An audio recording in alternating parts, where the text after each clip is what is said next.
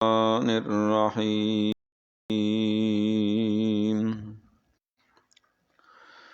وَأَذِّن فِي النَّاسِ بِالْحَجِّ يَأْتُوكَ رِجَالًا وَعَلَى كُلِّ ضَامِرٍ يَأْتِينَ مِنْ كُلِّ فَجٍّ عَمِيقٍ۔ وَأَذِّن اور اعلان کر دیں فی الناس لوگوں میں بالحج حج کا، یا تو کا وہ آئیں گے آپ کے پاس، رجالن پیدل بھی، وعلی کل ضامر اور ہر کمزور اونٹوں پر بھی، یاتینا وہ آئیں گے من کل فج عمیق ہر کشادہ گہرے دور کے راستے سے۔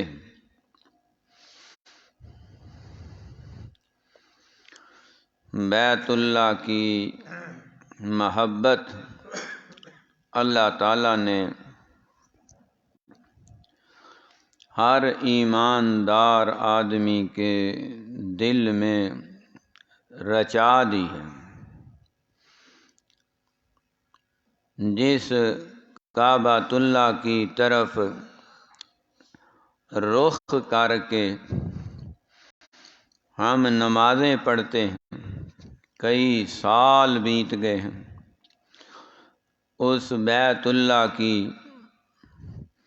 محبت ہر نمازی کے دل میں کہ وہ موقع اللہ تعالیٰ نصیب کرے جب ہم اپنی ان ظاہری آنکھوں سے بیت اللہ کی زیارت بھی کریں، بیت اللہ کی طرف رخ کر کے اسے قبلہ بنا کے نماز بھی ادا کریں، کیونکہ وہاں پر پہنچ کے نماز ادا کرنے کا ثواب 1,00,000 نماز کا ثواب ہے۔ تو زندگی میں بندہ 1,00,000 نماز پوری کرتے کرتے کئی سال گزار دیتا ہے، وہاں ایک نماز کا ثواب 1,00,000 کے برابر ہے۔ 2 نمازیں 2,00,000، 3 نمازیں 3,00,000، 4 نمازیں 4,00,000، 5 نمازیں 5,00,000، اور اگر ایک نماز با جماعت ادا کرے تو 27 گنا 27,00,000 نمازوں کا ثواب ہے۔ اور وہاں پہ بیت اللہ شریف میں مسجد الحرام میں اگر ایک جمعہ ادا کیا جائے تو 27,00,000 جمعہ ادا کرنے کے برابر ثواب عطا ہوتا ہے۔ اور اگر رمضان شریف میں ایک نماز با جماعت ادا کی جائے، ایک نماز با جماعت ادا کی جائے تو 27 کو 70 سے ملٹیپلائی کریں تو یہ تقریباً 18,90,00,000 نمازیں بنتی ہیں۔ تو زندگی میں بندہ اتنی نہیں پڑھ سکتا، اسی لیے فرمایا اس گھر کا حج بھی کرو۔ ہر وہ بندہ جس پہ اللہ رب العزت نے مال کی فراوانی عطا کی ہے، جسمانی صحت بھی ہے، آنے جانے کا خرچہ بھی ہے، گھر والوں کے اخراجات بھی ہیں، سارے حالات بھی ہیں، تو وہ مکمل طور پہ ان کو ادا کر سکتا ہے۔ اس پہ حج ایسے ہی فرض ہے جیسے نماز فرض ہے۔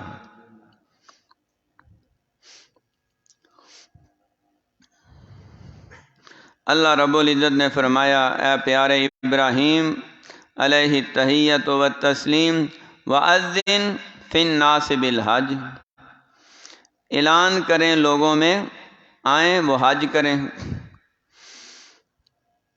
تو کل بات ہو رہی تھی کہ حضرت ابراہیم علیہ السلام نے جب اپنے لخت جگر حضرت اسماعیل علیہ السلام کو، جو چند مہینوں کا بچہ ہے،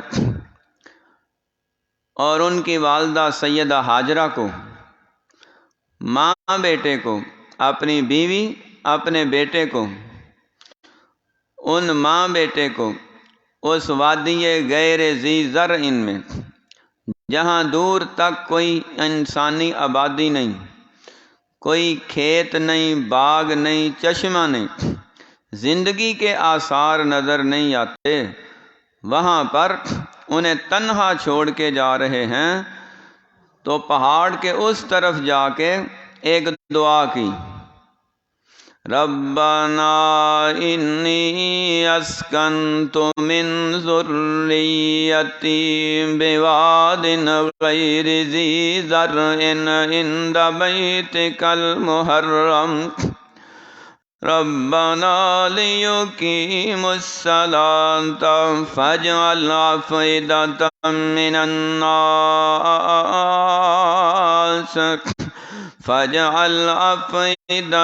من الناس تهوی إلیہم وارزقهم من الثمرات لعلهم یشکرون۔ یا باری تعالیٰ، میں نے اپنی آل اولاد کو اس تیرے بیت اللہ، تیرے حرمت والے گھر کے پاس بسا دیا ہے، اب دنیا کے دل ان کی طرف مائل فرما دے۔ وَارْزُقْهُم مِّنَ الثَّمَرَاتِ، انہیں پھلوں کا رزق بھی عطا کر۔ اور بندہ پھل اس وقت کھاتا ہے جب اس نے جی بھر کے گوشت کھایا ہو، رج کے روٹی کھائی ہو۔ تو اللہ تعالیٰ سے یہ دعا کی، انہیں رزق بھی دے، راشن بھی دے، اور بعد میں پھلوں کا رزق بھی دے۔ وہاں تازہ پھل بھی ملتے ہیں، فریش بھی ملتے ہیں، ڈرائی فروٹ بھی ملتے ہیں۔ دنیا جہاں کی ہر نعمت ہے۔ حضرت ابراہیم علیہ السلام نے یہ دعا کی، اللہ نے فوراً قبول فرمائی، اور فرمایا پیارے ابراہیم، یہ لوگ ایسے ہی آ جائیں؟ نہیں، راشن لے کے آئیں، ٹھیک ہے، کھانے لے کے آئیں، اپنے علاقے سے جتنی بھی نعمتیں ان کو عطا کی ہیں وہ ساری یہاں منتقل کریں، وہ بھی ٹھیک ہے۔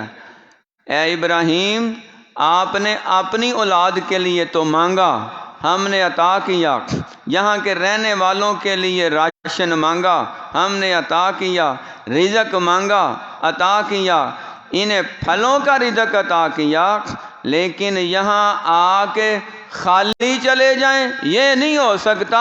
یہاں آئیں گے، حج کریں گے، عمرہ کریں گے، ویسے جا ہی نہیں سکتے ہیں۔ اعلان کرو اب ان میں، اذن فی الناس بالحج، آؤ حج کرو۔ یہاں پہ تفاسیر میں لکھا ہے کہ حضرت ابراہیم علیہ السلام نے اللہ رب العزت سے کہا، یا باری تعالیٰ، وہ تو دعا تھی، تو شہنشاہ ہے، مالک ہے، کہ لوگوں کے دل اس طرف مائل کر دے، جب وہ خود آئیں گے تو کھانے پینے کی چیزیں بھی لے کے آئیں گے، تو جو یہاں موجود ہیں وہ بھی ان سے فائدہ اٹھائیں گے۔ لیکن یہ حج کا جو میں اعلان کر رہا ہوں، میری آواز تو ان پہاڑوں سے ٹکرا کے یہیں رہ جائے گی۔ فرمایا ابراہیم، اعلان تو کر، قیامت تک کے آنے والے جو ماں کی پیٹ میں ہیں جب دنیا میں آئیں گے، ان کے کانوں تک آواز پہنچانا رب کا کام ہے۔ ہم تک یہ آواز پہنچ چکی ہے کہ نہیں؟ قرآن کے ذریعے پہنچی ہے۔ ان اول بیت وضع للناس للذی ببکۃ مبارکا وہدی للعالمین فیہ آیات آیات بینات مقام ابراہیم مقام ابراہیم ومن دخلہ کان آمنا وَلِلَّهِ عَلَى النَّاسِ حَجُّ الْبَيْتِ دونوں قراتیں ہیں لِلنَّاسِ عَلَى اللَّهِ حَجُّ الْبَيْتِ مَنِ اسْتَطَاعَ إِلَيْهِ سَبِيلًا جو راستے کی استطاعت رکھتا ہے، طاقت رکھتا ہے، وہ لازمی حج کرے، اللہ نے فرض کر دیا۔ یہاں مقام ابراہیم بھی ہے، وَاتَّخِذُوا مِن مَّقَامِ إِبْرَاهِيمَ مُصَلًّى مقام ابراہیم پہ جائے نماز بناؤ۔ وہ ایک پتھر ہے، اس وقت بھی اس پتھر کے اوپر ایسے حضرت ابراہیم علیہ السلام کے دونوں قدموں کے نشان ہیں جیسے گارے کے اوپر لگے ہوتے ہیں، ایک ایک انچ گہرے نشان پتھر کے اوپر لگے ہوئے ہیں۔ کل حجر اسود کا بیان کیا تھا۔ مقام ابراہیم وہ پتھر ہے جس نے حضرت ابراہیم علیہ السلام کے قدم چومے ہیں، اور حجر اسود وہ پتھر ہے جس کو ابراہیم علیہ السلام سے لے کے اسماعیل علیہ السلام سے لے کے آمنہ کے لال تک نے خود چوما ہے۔ مقام ابراہیم والا جو پتھر ہے وہ لفٹ کا کام دیتا تھا، ایسے اوپر بھی ہوتا جا رہا ہے، نیچے بھی ہوتا جا رہا ہے، ذرا قدم نرم کرتے وہ اوپر اٹھنا شروع ہو جاتا، قدم دباتے تو وہ نیچے آ جاتا۔ حضرت اسماعیل علیہ السلام بڑے بڑے وزنی پتھر اٹھا کے پکڑا رہے ہیں، اس وقت بھی بیت اللہ میں جو پتھر وہ فٹنگ ہوئی ہے اس انداز سے ہے کہ بڑے بڑے انجینئر دنگ رہ جاتے ہیں کہ یہ تکونی، چار کونے، سات کونی پتھر آپس میں فٹ کیسے ہو گئے ہیں۔ جبریل پاس کھڑے تھے، وہ رہنمائی کر رہے ہیں، یہاں لگائیں، یہاں لگائیں، یہاں لگائیں، کیونکہ پہلے سب سے پہلے اللہ نے زمین پہ جو زمین آباد کرنے کا پروگرام بنایا یہی تو گھر بنایا تھا۔ ان اول بیت وضع للناس للذی ببکہ تھا، اس وقت مکہ مکرمہ کا نام بکہ تھا۔ تو جبریل علیہ السلام کی معیت میں فرشتوں نے یہ گھر بنایا، یہیں سے زمین پھیلی ہے۔ مقام ابراہیم بہت بڑی نشانی ہے، وہ ایسے چاروں طرف گھوم بھی رہا ہے، اور حضرت ابراہیم علیہ السلام کے نہ نیچے اترے ہیں، نہ انہوں نے کوئی سیڑھی لگائی ہے، نہ کوئی گو بنی ہے، یہ مقام ابراہیم ہی سارا کام کر رہا ہے۔ اللہ اکبر، اللہ کے گھر کے کام ہی نرالے ہیں۔ اللہ او دن چھتی آوے، ہر مومن مکے جاوے، آمین۔ اللہ او دن چھتی آوے، ہر مومن مکے جاوے، اللہ او دن چھتی آوے، ہر مومن مدینے جاوے، کتے زندگی مک نہ جاوے، ہر مومن مکے مدینے جاوے۔ مدینہ شریف بنانے کا پروگرام بنایا نا سعودی عرب والوں نے، مسجد نبی مدینہ شریف میں مسجد نبی بنانے کا آج سر نو، تو انہوں نے 300 بندے پوری دنیا سے بلائے جو مستری بھی ہوں، معمار ہوں، مزدور ہوں اور حافظ قرآن ہوں۔ مستری بھی ہو، مزدور ہو، حافظ قرآن ہو، پوری دنیا سے بندے گئے۔ انہیں کہا گیا کہ تم نے قرآن پڑھتے جانا ہے، محمد کی مسجد بناتے جانا ہے صلی اللہ علیہ وسلم۔ ان جگہ کا تقدس ہی اپنا بجا، اور جو وہاں پہنچ جاتا ہے، مدینہ شریف میں مسجد نبوی میں ایک نماز پڑھنے کا ثواب روضہ رسول صلی اللہ علیہ وسلم کی آقا علیہ الصلوۃ والسلام کی برکات کی وجہ سے 1,00,000 سے ایک کم کر لو، 100 کم کر لو، 1,000 کم کر لو، 1,00,000 کے برابر بھی نہیں، اوپر بھی نہیں۔ فرمایا میری مسجد میں نماز پڑھنے کا ثواب مسجد حرام سے زیادہ کسی میں نہیں ہے، یعنی مسجد حرام کے علاوہ ہر جگہ سے زیادہ ہے، الا المسجد الحرام۔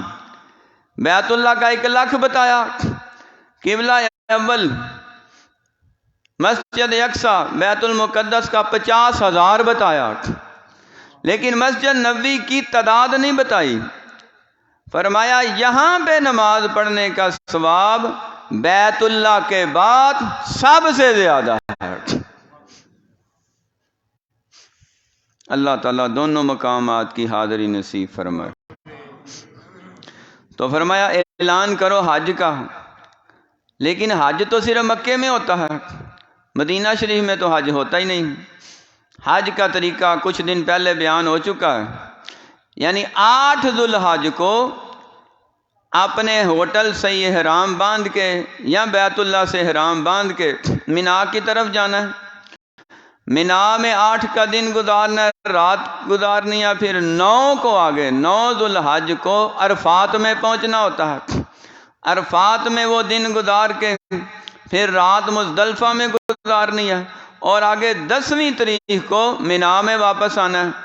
مینا میں 10، 11، 12، 13 یہ دن سارے مینا میں گزارنے ہیں، اور مینا میں یہاں جو کرنے کے کام ہیں یہ سب دنوں میں شیطانوں کو کینکر مارتے ہیں۔ پہلے دن صرف بڑے شیطان کو، باقی دن 7 21 کینکر تینوں جگہ قربانی کرنی ہوتی ہے۔ 4 دنوں میں کسی وقت بھی قربانی کر لو۔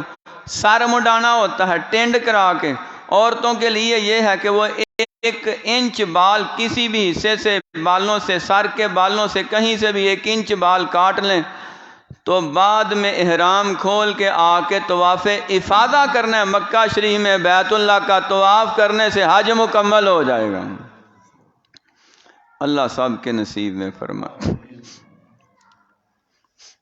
فرمایا آئیں گے کہاں سے؟ پیدل بھی، اونٹوں پہ بیٹھ کے بھی آئیں گے۔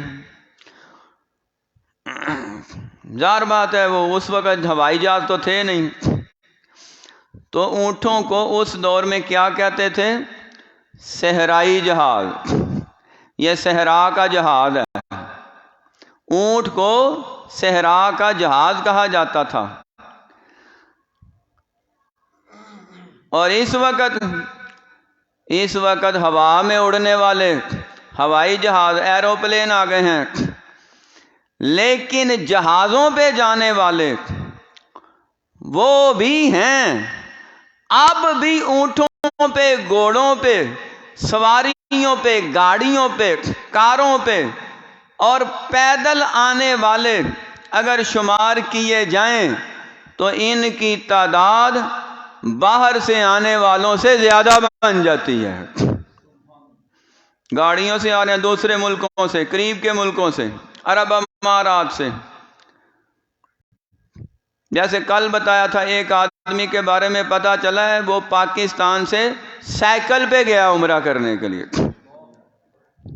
دیکھو دیوانے کیسے کیسے ہیں، پروانے کیسے کیسے ہیں۔ مولانا روم نے لکھا ہے کہ وہاں پہ میری ملاقات ایسے بندوں سے ہوئی جو بڑی دور دراز سے آئے تھے۔ تو ایک سے پوچھا، حاجی صاحب آپ کہاں سے آئے ہیں؟ کہتے ہیں جی یہاں آتے آتے 6 مہینے لگ گئے ہیں۔ اس دور میں لوگ گھر سلام کر کے جاتے تھے، بھائی السلام علیکم، پتہ نہیں واپس ہونا ہے کہ نہیں ہونا۔ راستے میں کئی کرائسس ہو جاتے، کئی شہادتیں ہو جاتی، بحری جہازوں کا یا ویسے ہی قافلوں کا سفر تھا، اونٹوں گھوڑوں کا۔ 6 مہینے لگ گئے ہیں یہاں آتے۔ تو قریب ہی ایک اور بندہ بیٹھا ہوا تھا، وہاں جا کے وہ ہلکی پھلکی ایک دوسرے کی زبان بھی سمجھ لیتے ہیں۔ کافی عرصہ وہاں، اب تو یہ پاسپورٹ کا سلسلہ اس وقت نہیں تھا، جتنی دیر مرضی رہو رب کے گھر میں، سالوں کے سال رہو۔ تو وہ کہنے لگا تم تو 6 مہینے آئے، تم تو بیت اللہ کے ہمسائے ہو۔ کہتا ہے بیت اللہ کا ہمسایہ، میں 6 مہینے یہاں آتے لگ گئے ہیں۔ کہتا ہے میری سنو، جب میں گھر سے چلا تھا داڑھی کے سارے بال کالے سیاہ تھے، یہاں پہنچتے سارے سفید ہو چکے ہیں۔ کہاں کہاں سے لوگ چلے ہیں، پیدل بھی چل کے آئے ہیں، سواریوں پہ بھی آئے ہیں۔ اللہ نے اس گھر کی جو عظمت رکھی ہے وہ قیامت تک کے لیے ہے۔ فرمایا جب تک بیت اللہ قائم ہے، ایک بندہ بھی اللہ اللہ اللہ اکبر کہنے والا ہے، قیامت نہیں آ سکتی۔ قیامت کو روک کے رکھا ہوا ہے اس گھر کی برکات نے۔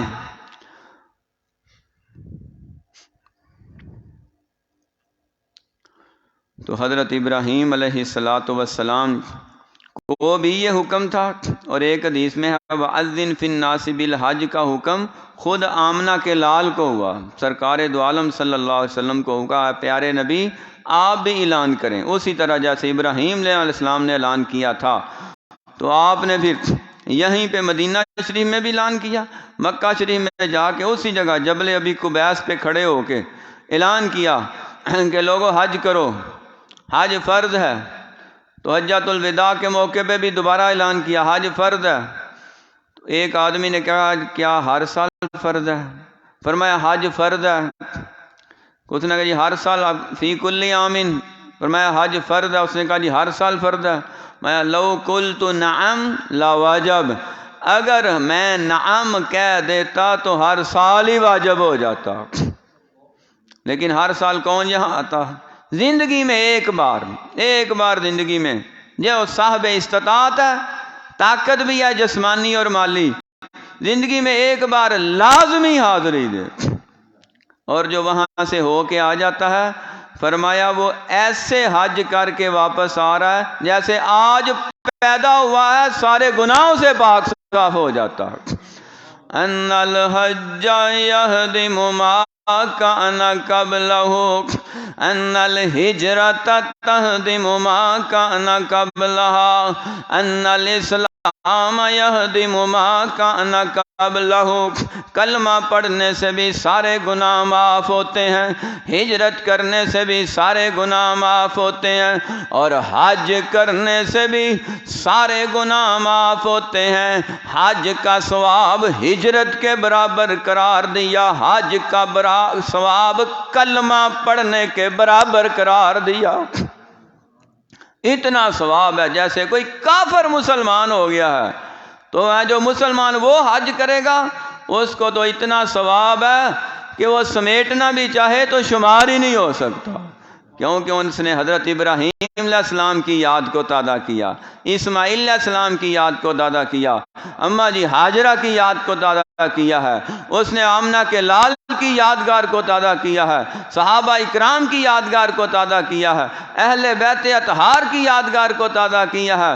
اس نے پوری امت مسلمہ کو ایک ایسی لڑی میں پرو دیا ہے کہ سارے بادشاہ بھی، فقیر بھی، دانشور بھی اور بڑے بڑے اعلیٰ عہدوں پہ بیٹھے وہ جب وہاں جاتے ہیں 2 چادریں باندھ کے جب حج کے لیے عمرے کے لیے نکلتے ہیں، پتہ ہی نہیں فقیر کون ہے بادشاہ کون ہے، سارے رب کے در کے فقیر ہوتے ہیں۔ یا ایھا الناس انتم الفقراء الی اللہ واللہ هو الغنی الحمید۔ وہاں پہ وہ نظارہ نظر آتا ہے کہ ایک ہی صف میں کھڑے ہو گئے، محمود و ایاد، نہ کوئی بندہ رہا نہ بندہ نواز، تیری سرکار میں پہنچے تو سبھی ایک ہوئے۔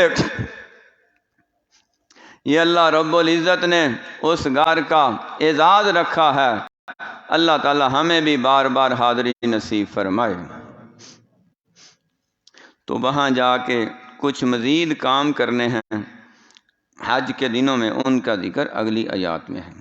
وَأَذِّن فِي النَّاسِ بِالْحَجِّ، اور اعلان کریں لوگوں میں حج کا،